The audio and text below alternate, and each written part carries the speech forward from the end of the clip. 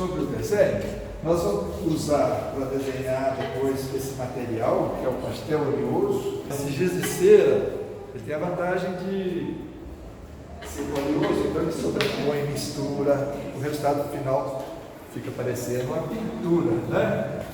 Vou mostrar para os professores, esses trabalhos são feitos num tamanho pequeno, 1/4 de folha ofício, pequeno, para ter visão de conjunto, a composição da obra, para ter uma quantidade maior de desenhos realizados.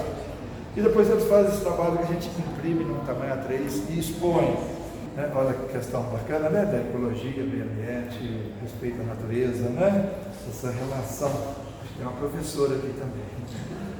Né? Da pessoa, da criança, nesse contexto, né? Da natureza, da vegetação. Bom, vamos conversar um pouco então sobre o desenho.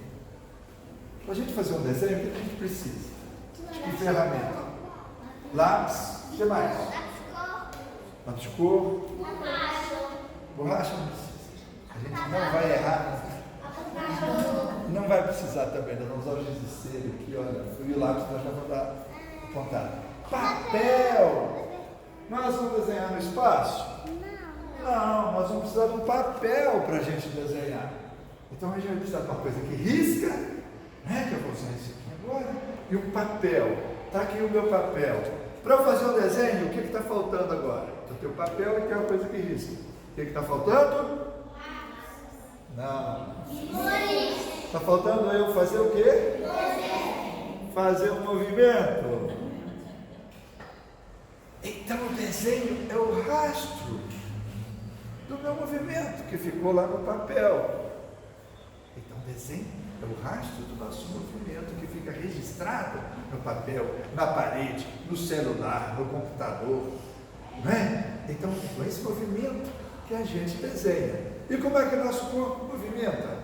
Se eu for fazer um desenho grande, eu vou movimentar a minha coluna para cá, desenhar. Se eu for fazer um desenho pequeno, eu vou movimentar ombro, cotovelo, punho e dedo. Nós vamos fazer amanhã uma série de exercícios só com esse ombro, só com o cotovelo, depois só com o punho. Vocês vão ver aqui no vídeo também. Para vocês começarem a desenvolver esse gestual. Eu costumo dizer que a mão, quando a mão dança bonito, o desenho fica bonito, o rastro fica bonito, né? E como que nós fazemos o movimento? Nas articulações, né? Do nosso corpo, né? Ombro, cotovelo, punho e dedo, né? E aí nós fazemos pontos e fazemos, se eu fizer vários pontinhos pertinho, já começa a aparecer uma linha. E as linhas têm diferentes caráteres, diferentes temperamentos. Uma linha. Vou fazer uma outra linha. Um borboleta voando. A primeira está dormindo, está deitada, descansando. Essa já está fazendo um movimento. Essa aqui, você está na frente. Ela não sabe para que lado que ela vai. Vai para lá, vem para cá. Parece uma barata toda, né? Aí cada hora vai para um lado, vai para lá, vem para cá. E uma outra assim. Deixa eu fazer aqui para o vídeo, cada vez. Pode ter uma outra assim, nervosa, agitada. A outra coisa que nós vamos conversar a respeito é a respeito da. Vocês conseguem ver isso aqui? Cor. A cor. A cor tem três atributos bastante interessantes que vai servir para a nossa expressão também. Um deles é o temperamento. Vou botar aqui temperamento, eu vou mostrar isso para vocês. Temperamento. O outro vai ser de distância. Tem cor que parece estar perto, tem cor que parece estar longe da gente, né? Temperamento, distância e o outro, o peso. O peso. Peso, distância e temperamento. Esses atributos da cor vai servir para a gente equilibrar o nosso trabalho, mais pesado para cá, mais leve para lá. Cor que avança e parece estar pertinho da gente, cor que afasta e está longe da gente. Nós usamos três cores, com elas a gente mistura e faz as demais cores. São as cores primárias, que misturando dá as secundárias, que misturando vai dar o círculo das cores. As cores primárias é o amarelo, magenta e o ciano. Nós vamos ver isso aí no vídeo, tá? Como que elas... Com 3 cores a gente mistura, chega nas secundárias e chega no círculo das cores completo. E com essas cores, essa região costuma chamar de cor quente.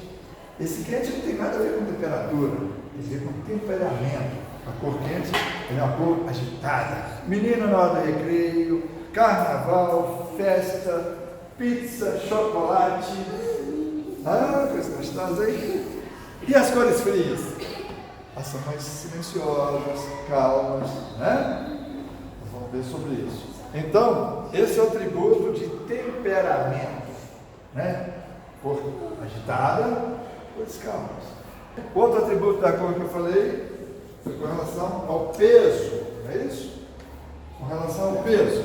Olha só, vocês veem essas cores aqui? Tem um lado que parece mais pesado e um lado mais leve. Sim, qual lado você acha que está mais pesado? Né? Seja todos eles consensos.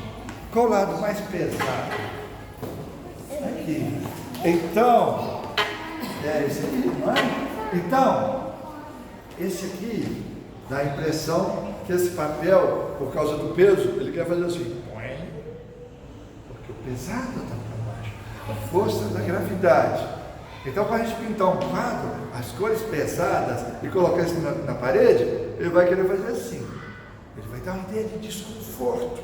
E a gente está sempre buscando o conforto físico nesse processo do balanceamento, do equilíbrio, né, do ponto de vista da cor. Aqui também, olha, a mesma coisa, nós temos essa região mais pesada, qual agora? Cá, mais escuro, mais pesado. E assim também a barra, né, que vai do preto, cinza ao branco. Nós vimos aqui a ideia de temperamento, peso e agora está faltando distância. Esse é uma obra de arte de um artista, Volpe. É um dos únicos que eu uso, porque em geral não mostro o trabalho de ninguém, nem meu, nem de artista nenhum, né? A referência para o ensino é o próprio desenho da criança que nós vamos fazer um mural, né, que vai servir de referência para esse ensino. Nesse trabalho do Volpe tem várias bandeirinhas, presta bem atenção. Deixa eu mostrar aqui a turma de cá também. Olha só, as bandeirinhas são todas do mesmo tamanho, mas tem umas que parecem que estão lá longe, outras estão no meio e outras estão mais pertinho da gente. Qual que está mais longe? Fala, qual que é a cor? Azul escuro, é? É que tem a outra cor do fundo, o azul escuro. E a que está pertinho de vocês? Só, essa, amarelo, né? A que está pertinho, como parece que está mais pertinho? Né? Olha aí, fala a cor dela. Amarelo, branco. Olha como a cor, né? Que é clarinho. Avança.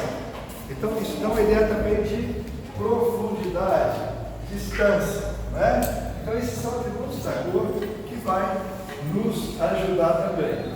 O outro elemento que eu quero falar é sobre o espaço pictórico. Essa folha aqui, olha. Essa folha que está aqui em branquinha.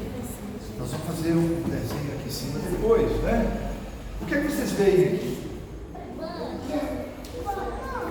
Na minha mão. Uma folha branca, qual é o formato dela? Redondo? Ah, retângulo, eu entendi mal.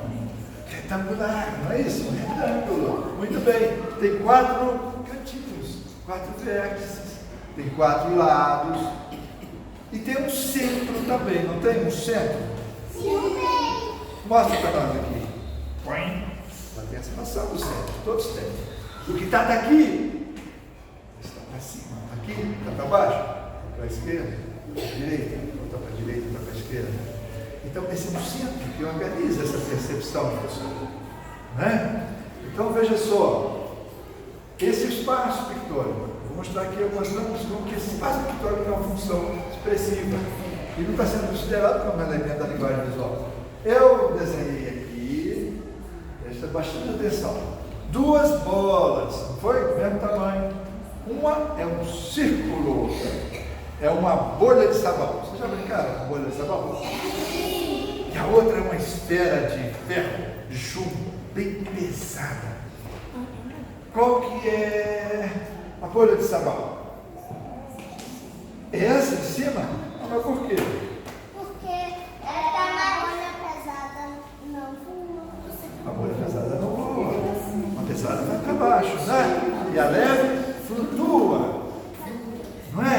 para cima. Então, a nossa percepção já traz a nossa experiência com relação à física. As coisas pesadas estão para baixo, as coisas mais leves para cima. Ou seja, quando eu desenho esse círculo mais para cima ou mais para baixo, ele parece mais pesado ou mais leve. E isso está organizado em função de quê? Desse espaço pictórico que está aqui. Não é? Essa é uma das demonstrações disso. Eu fiz um desenho, que eu nem sei o que é. Eu queria pôr esse desenho na parede, eu não sei como que vou colocar isso na parede. Me ajuda aí. Como que nós vamos colocar isso na parede? Assim? Assim? Não? Assim? Assim? Assim? Assim? Tem um motivo para ser assim. Não é pela figura que ele representa. Em função de quê? Da ideia da simetria e do peso. As crianças, em geral, escolhem isso aqui. Crescimento, ascensão, expansão. Os mais idosos escolhem esse aqui. Né? Ensino médio. Né? Então, como que elas têm esse sentido de organização? E veja só, aqui tem um eixo de simetria. Essa metade de cá é igual a metade de cá. Então, ele equilibra. Então, esse eixo, nós buscamos um equilíbrio físico, igual ao nosso corpo, igual uma árvore. Né? Eles buscam esse equilíbrio, esse conforto físico. E isso organizado nesse espaço pictórico. Né? Também está aqui. Ainda sobre o espaço pictórico, ideia de tempo. Por exemplo, eu fiz dois desenhos com os mesmos elementos, uma linha e uma pessoa andando. Não é? Um dá uma ideia de que alguma coisa já aconteceu. E outro que ainda vai acontecer depois, no futuro. Vocês têm uma ideia de qual que aconteceu? É nesse ou nesse? Quem que já tem passado? Aqui já aconteceu, já tem ideia de passado. Já ficou ali para trás. E esse aqui? Alguma coisa vai acontecer, não é? Ele vai caminhar, vai encontrar alguém. Então, dependendo da posição onde eu coloco isso, eu tenho também uma ideia de presente e futuro, do nosso deslocamento. Isso está onde, gente? No espaço. Nessa organização. Mais uma sobre o espaço pictórico. Mais uma sobre o espaço pictórico. O que vocês veem aqui? Conta para mim.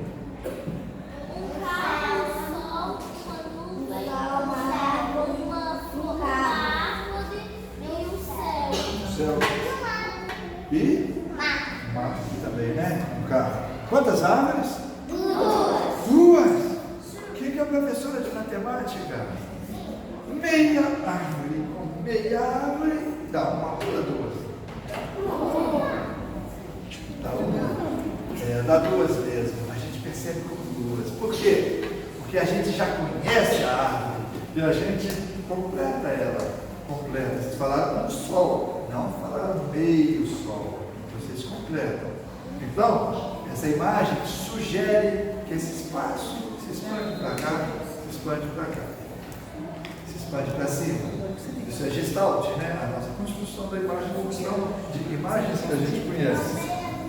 Então, nós temos uma região da imagem real e da imagem virtual que a nossa imaginação completa. E aí nós percebemos isso aqui seria, né, a imagem completa. Agora, qual que é mais interessante? Essa ou essa? Essa? Ah, eu acho que não. Mas, sabe, em geral essa aqui ganha. Sabe por que essa aqui eu acho mais interessante? Porque ela fala assim, oh, me ajuda, me completa, e você participa e completa. Você participa da percepção, né, dessa imagem. E aí você vai ver a sua, né, imaginação, você vai completar com essa aqui. Então, essa é sugestiva, se expande. Enquanto que essa já não tem mais graça nenhuma, está tudo já revelado, a história já foi contada por inteiro. Essa também é mais uma função da comunicação da imagem, daquilo que nós vamos colocar no quadro, no desenho, na pintura, né, para expressão dessa imagem. Alguma pergunta até aqui? Tem a ver com o significado? Hein? Pode ser fora também, professora. A idade. Aí é bom. Alguma pergunta? Que isso aí? Nenhuma pergunta? Diga aí. Qual é o seu nome? Ela quer saber o meu nome. Eu sou Elias Rodrigues de Oliveira, do Projeto Arte na Infância. Esse, você sabe o nome dele? Esse é o Gersilei, né? Monitor desse projeto. Ali tem uma pergunta. Fala bem alto. Bem alto! Mas é para falar. Quando que a gente for desenhar, a gente pode desenhar qualquer coisa. Você vai poder desenhar qualquer coisa de forma criativa, não é isso? Com criatividade, alguma coisa que você vai inventar, né? Você vai aprender sobre o ponto, sobre a linha, sobre a cor, e aí você vai usar qualquer coisa, né? Outra pergunta por aqui. As alunas estão ganhando 10 a 0, os professores estão perguntando. Eu também tenho Sofia Oliveira também. Você também tem Oliveira. Oliveira, parente minha. Vai ver que é minha prima, eu não estou nem sabendo. E vai ser com esse dedinho para cima. Você vai fazer o que a gente quiser? Sim, pode fazer de forma criativa. Você vai inventar uma coisa bacana. A gente não pode fazer o que nós fazemos. Não, isso nós não vamos fazer. Porque isso aí são marcas, são símbolos.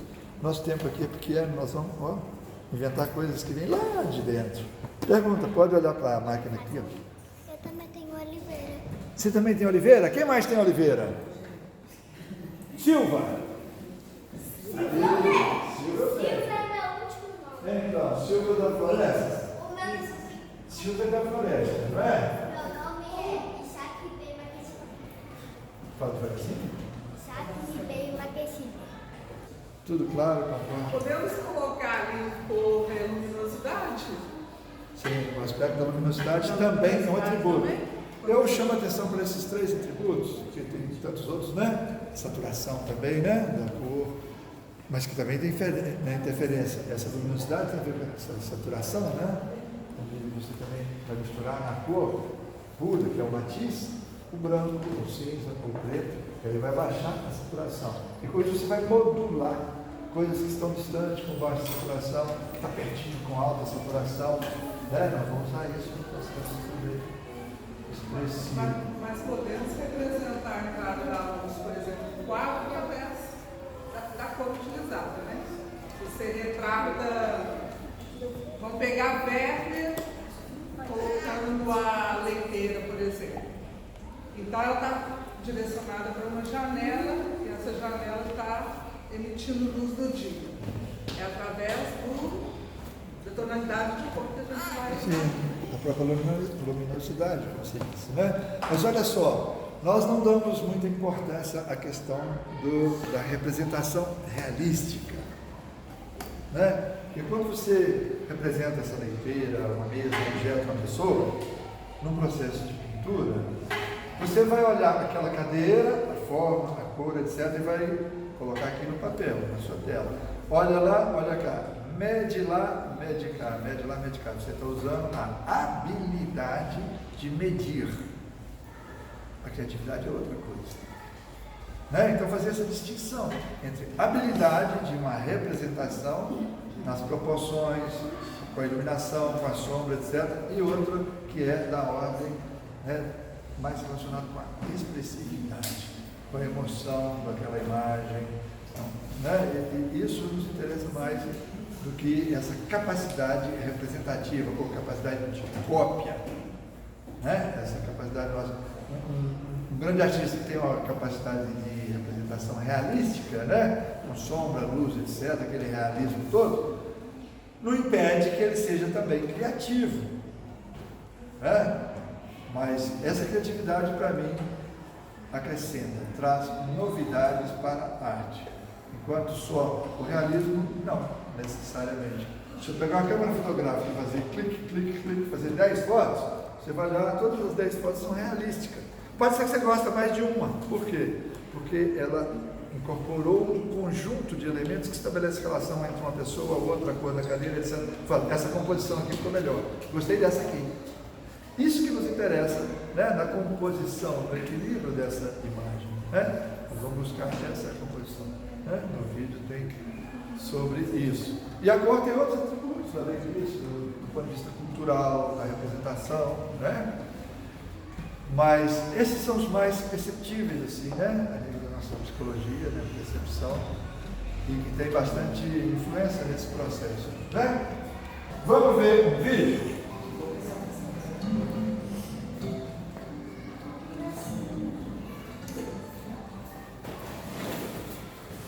O projeto Arte na Infância oferece palestra de abertura, oficina de arte, família fazendo arte, exposição de arte, este projeto na internet.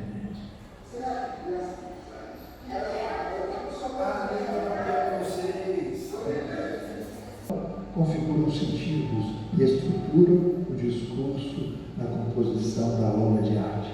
Esses recursos servem para a nossa expressão no desenho, na pintura.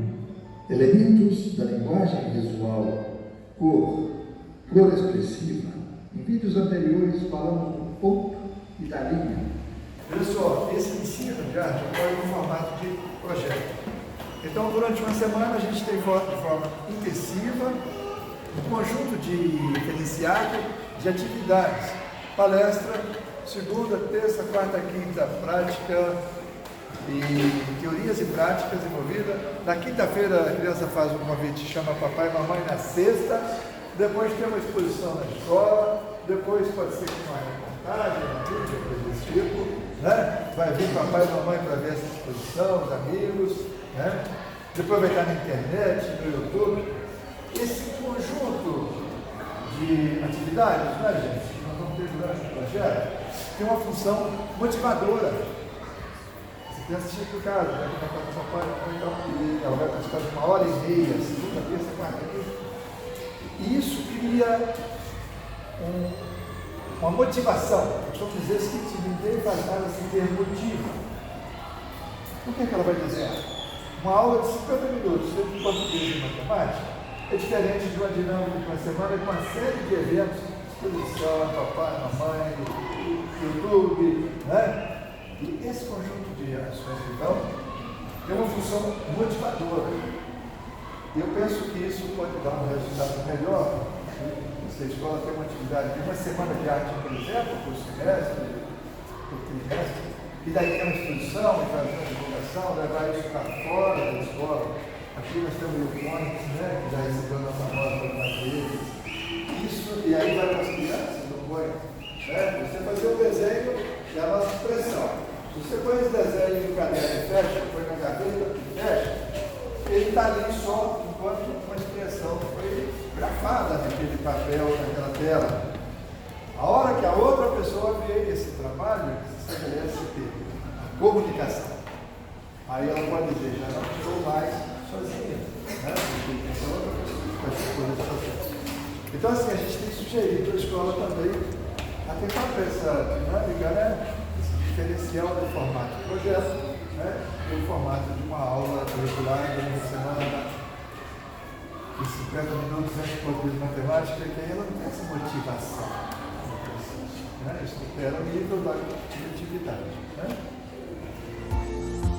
Arte na infância. Entendemos que o exercício da expressão é direito cultural e forma cidadãos desde a infância.